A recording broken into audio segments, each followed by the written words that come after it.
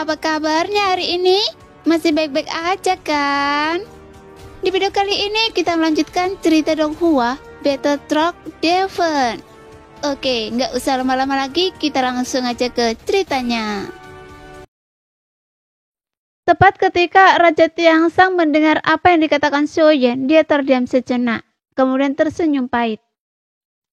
Yang mulia benar, tetapi merusak jiwa Anda akan sangat mempengaruhi kultivasi Anda, dan saya sangat malu. Jelas, Raja Tiangsang tahu bahwa tanpanya jiwa Xiaoyan tidak akan terluka.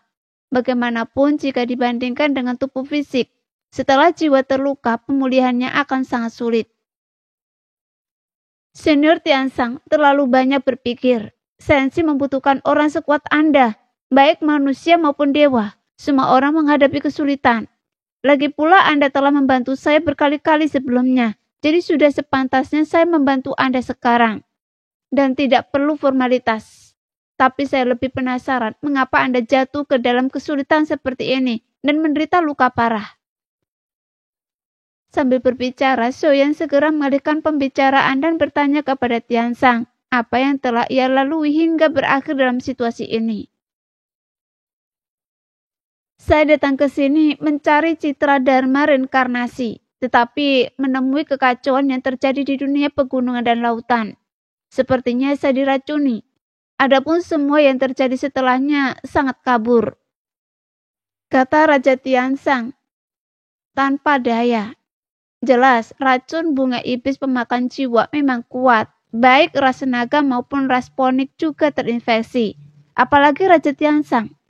Namun ia juga dijadikan korban. Citra dharma reinkarnasi yang hilang di dunia bawah. Apakah Anda sudah menemukannya? Tanya Xiaoyan dengan serius. Namun Raja Tiansang menggelengkan kepalanya lagi sambil tersenyum kecut.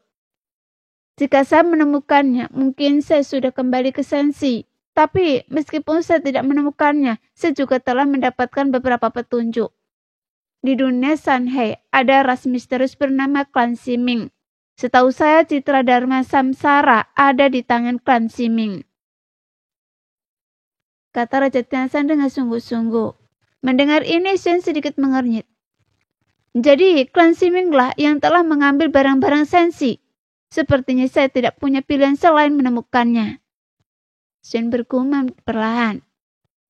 Anda tahu klan ini? Tanya Raja Tiansang heran. Karena dia baru mengetahui hal ini setelah lama berada di dunia gunung dan lautan. Saya pernah mendengar tentang mereka, tapi saya tidak tahu banyak tentang mereka. Namun karena citra dharma reinkarnasi ada di tangan mereka, kita harus menemukan mereka apapun yang terjadi.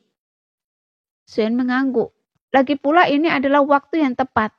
Karena Simo juga terkait dengan klan Siming. Jadi Xiaoyan penasaran, apakah klan Siming bisa menjadi titik terobosan? Karena di 9 dunia ini, jika Xiaoyan menemukan Chang Meishi di balik topeng itu, dan berkesempatan untuk mengeluarkannya, Xiaoyan juga penasaran apa yang akan terjadi. Setelah memikirkan hal ini, Xiaoyan kemudian meninggalkan kolam nirvana bersama Raja Tiansang dan tiba di samping Feng Xi dan Xuan Huang. Terima kasih. Xiaoyan menangkupkan tangannya sebagai ucapan terima kasih kepada Feng Xi. Dibandingkan menyelamatkan begitu banyak nyawa di gunung dan lautan, apa ini? Saya Feng Xi, atas nama klan Ponik, berterima kasih kepada Yang Mulia atas penyelamatan tersebut. Feng Xi sekarang benar-benar berbeda dari kesombongannya sebelumnya.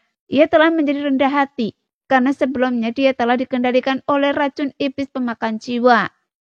Pada saat yang sama, Xuan Huang juga berterima kasih kepada saudara Xiaoyan atas nama klan naga, menanggupkan tangannya sebagai ucapan terima kasih. Tidak perlu berterima kasih, tapi soal klan Siming, saya penasaran. Apakah salah satu dari kalian pernah mendengar tentang mereka? Xiaoyan tidak terlalu ambil pusing. Meskipun ia turun tangan hanya karena Raja Tiansang, ia juga sangat mencegah krisis bagi kedua klan, bahkan seluruh dunia Sanhei. Klan Siming, saya pernah mendengar tentang mereka, tapi mereka sangat misterius, dan menemukan mereka akan sangat sulit. Namun, Karena Yang Mulia telah berbicara, klan Ponik pasti akan melakukan segala daya untuk membantu. Feng Xi menangkupkan tangannya dengan hormat. Lagi pula mantan Kaisar Suci klan Ponik sekarang telah menderita luka parah. Jadi tidak mengherankan Feng Xi berani mengambil keputusan. Karena dia akan menjadi Kaisar Suci klan Ponik yang baru. Klan Naga juga akan mematuhi perintah saudara Xiuyan. Jika ada yang Anda butuhkan, klan Naga tidak akan menolak. Kata Xuan Huang dengan sungguh-sungguh. Saya sekarang menyebarkan berita ini agar semua ras berafiliasi dengan klan Naga dapat menanyakan tentang klan Siming. Saat kedua pemimpin klan membuat janji, Xiuyan mengangguk kecil. Bahkan kedua klan hanya tahu sedikit tentang hal itu, yang menunjukkan bahwa menemukan klan Siming tidak akan semudah itu. Pencariannya mungkin akan repotkan. Saudara Xiuyan, silakan kembali klan Naga bersama saya dulu. Lanjut Xuan Huang. Jika ada kabar dari klan Ponik, kami juga akan segera memberitahu Anda. Kata Feng Xi sambil mengeluarkan slip Gyo dan memberikannya kepada Xiuyan dengan kedua tangan. Dan Xiuyan juga menerima slip Gyo itu. Sekarang dia memiliki perspektif baru tentang dunia pegunungan dan lautan. Mereka memang jauh berbeda dari manusia, tampak kurang licik dan manipulatif, serta lebih tulus. Mungkin inilah mengapa manusia di dunia pegunungan dan lautan merasa begitu sulit untuk bertahan hidup, bahkan musnah total. Jadi Xiuyan mengangguk lalu tidak berkata apa-apa lagi. Kemudian bersama Xuan Huang, Xiuyan, Raja Tiansang, dan Longyi berangkat meninggalkan klan Ponik. Setelah tiba, klan Naga kembali dalam arak-arakan besar. Dalam perjalanan pulang, terlihat bahwa pertempuran telah mereda. Seperti yang diprediksi Xiuyan, Kaisar Suci Ponik Hitam adalah sumber racun di seluruh kolam iblis pemakan jiwa. Setelah dilenyapkan, racun itu menghilang dengan sendirinya. Sekembalinya ke klan Naga, Xuan Huang membawa meja dan kursi.